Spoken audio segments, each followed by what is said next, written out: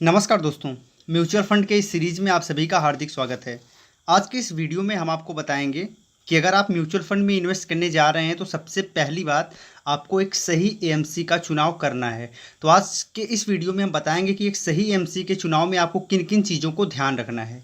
Guys, बहुत ज़्यादा ज़रूरी होता है एक सही एएमसी का चुनाव। अगर आपने एक गलत एएमसी का चुनाव कर लिया तो आपका पूरा इन्वेस्टमेंट बेकार चला जाएगा।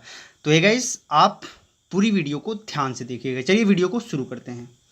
तो गाइस, सबसे पहली बात, जब आप किसी एएमसी का चुनाव करने जा रहे हैं तो आपको उनके प्रोफाइल को चेक करना है। अब प्रोफाइल में आप देख सकते हैं कि इस एएमसी की स्थापना कब हुई थी, किसने स्थापना करी थी, इसके प्रमोटर्स कौन कौन हैं। ठीक है, प्रमोटर्स जो हैं उनका ट्रैक रिकॉर्ड कैसा है, कंपनी का ट्रैक रिकॉर्ड कैसा है, जो एएमसी है उसका लास्ट टाइम यानी कि जब से इसका इस्टेब्लिशमेंट हुआ है और अब तक किसी प्रकार की इनलीगल एक्टिविटी में तो शामिल नहीं है। ऐसा कोई सेशन तो नहीं आया जिसमें इसने बहुत ज़्यादा नेगेटिव रिजल्ट दिया हो। तो ये सारी चीज़ें आपको कंपनी के प्रोफाइल से चेक करनी है। ये पहला स्टेप होता है। दूसरा स्टेप है कि आपको कंपनी के लास्ट, अभी आपको इन्वेस्टमेंट करना है तो आप पिछले 5 से 10 वर्षों के परफॉर्मेंस को आप चेक करिए कि इस 5 से 10 वर्षों में कंपनी ने किस प्रकार के रिटर्न आपको दिए हैं। यानी कि जो इन्वेस्टर्स हैं, जो म्यूचुअल फंड इन्वेस्टर्स हैं, उन्हें किस प्रकार के रिटर्न दिए गए हैं इस एएमसी के द्वारा। ये भी आपको चेक करना है। अगर उस 5 से 10 वर्ष में कभी शेयर मार्केट बहुत बुरी तरह से क्रैश हुआ है और क्या उस समय इस एएमसी के द्वारा मैनेजिंग बहुत बेहतर तरीके से हुई है, ये पूरी तरह से डिपेंड करता है उस एएमसी के ग्रोथ पर। अगर एएमसी ने बुरी स्थिति को बहुत अच्छे तरीके से हैंडल किया है तो यानी ये एएमसी आपके लिए बहुत ही बेहतर होने वाली है। थर्ड स्टेप आता है फंड मैनेजर। गाइस, किसी भी एमसी का चुनाव करने से पहले फंड मैनेजर के बारे में जानना बहुत ज़्यादा ज़रूरी होता है, क्योंकि उस पूरे एएमसी में जो आपके पैसे को आप इन्वेस्ट करते हो उस पैसे को मैनेज करने का काम फंड मैनेजर का होता है। तो फंड मैनेजर बहुत ही काबिल तारीफ व्यक्ति होना चाहिए। गाइस, फंड मैनेजर के बारे में पूरी जानकारी आप रखिए, जैसे कि उस फंड मैनेजर के नाम के बारे में, ठीक है, उसके बारे में आप जानकारी रखिए कि उसने इससे पहले उसके पास एक्सपीरियंस क्या क्या है और साथ ही साथ उसने कितनी पढ़ाई करी है, उस पढ़ाई का उसके इस प्रोफेशन से कोई ताल्लुकात है या फिर नहीं, कोई संबंध है या नहीं। इससे पहले उसने कितने म्यूचुअल फंड को ज्वाइन किया है, उसमें इस फंड मैनेजर का ट्रैक रिकॉर्ड कैसा है और अभी तक इस कंपनी में कितने दिन से, इस एएमसी में कितने दिन से यह फंड मैनेजर काम कर रहा है, कितना एक्सपीरियंस है और इसने कैसा काम किया। ये सारी चीज़ें आपको चेक करना है।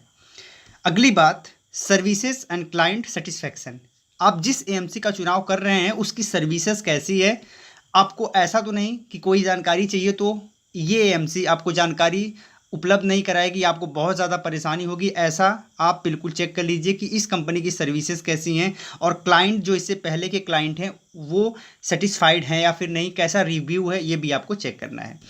5 स्टेप आता है लो सर्विस चार्ज। गाइज, आपको ये भी ध्यान रखना है कि एएमसी अच्छी हो और कम से कम पैसे आपसे ले।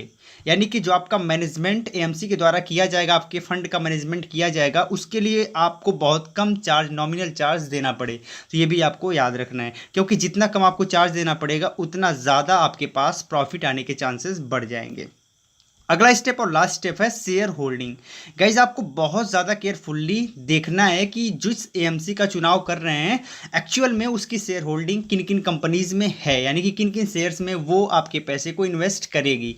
गाइज, ऐसा तो नहीं ना कि किसी एक सेक्टर में इसके ज़्यादा इन्वेस्टमेंट इसने करा है इससे पहले, ठीक है। तो अगर इस प्रकार की बात है तो भी आप उसे अवॉइड करने का प्रयास करिए। जैसे मान लीजिए बैंकिंग सेक्टर, अगर कोई एएमसी बैंकिंग सेक्टर में ही मैक्सिमम इन्वेस्टमेंट करती है तो यहाँ पर आपका पोर्टफोलियो डाइवर्सिफाइड नहीं हो पाएगा। तो यहाँ थोड़ी सी प्रॉब्लम हो जाती है, क्योंकि अगर बैंक क्रैश करते हैं, बैंकिंग सेक्टर के परफॉर्मेंस गिरते हैं तो आपके जो आपके इन्वेस्टमेंट की वैल्यूज़ है वो भी गिर जाएगी। तो जितना ज़्यादा डाइवर्सिफाइड हो उतना ही अच्छा है। तो शेयर्स होल्डिंग भी आप चेक कर लीजिए। वैसे शेयर्स होल्डिंग में बहुत कुछ आपके हाथ में नहीं रहता, फिर भी आप एक बार चेक कर लीजिए, इससे बहुत अच्छा रहेगा। तो सर, ये कुछ महत्वपूर्ण स्टेप थे, 6 स्टेप।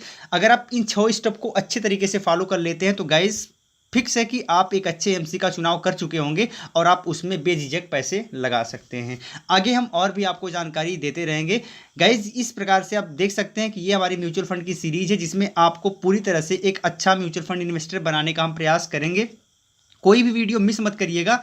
ये हमारी चौथी वीडियो, इससे पहले 3 वीडियो आ चुकी हैं, उनको भी आप ज़रूर देखिएगा। देखने के लिए इसी वीडियो के डिस्क्रिप्शन में आपको प्लेलिस्ट मिल जाएगी, उस प्लेलिस्ट में सारी वीडियोज़ मिल जाएंगी। म्यूचुअल फंड की प्लेलिस्ट है, उससे आप वॉच जरूर कर लीजिएगा, सारी वीडियो देखते रहिएगा।